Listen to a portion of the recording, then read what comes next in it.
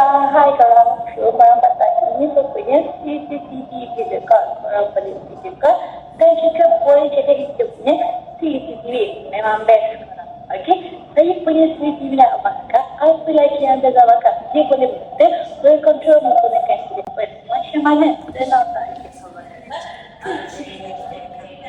Oh, nampak tak? Dia boleh jadikan kita punya video call dan juga kita punya CCTV. Wow, memang best lah. Lepas abangkan, dia juga boleh pusing 360 darjah. Secara auto boleh, manual pun boleh. Memang mantap. Nampak tak? Dia bukan saja boleh pusing 360 darjah, dia juga boleh ke atas dan juga ke bawah macam ni. Wow, memang best. Nampak tak? Okey, abangkan, dia juga ada alarm. In case lah ada emergency ke, ada pencuri masuk ke, onkan saja kita punya alarm. Alarm saya abangkan, bunyi dia sangatlah jelas. Dia juga ada lampu. Korang nak onkan secara auto pun boleh, manual pun boleh. Nampak tak korang? Okey, ada sekali kita punya lampu lah.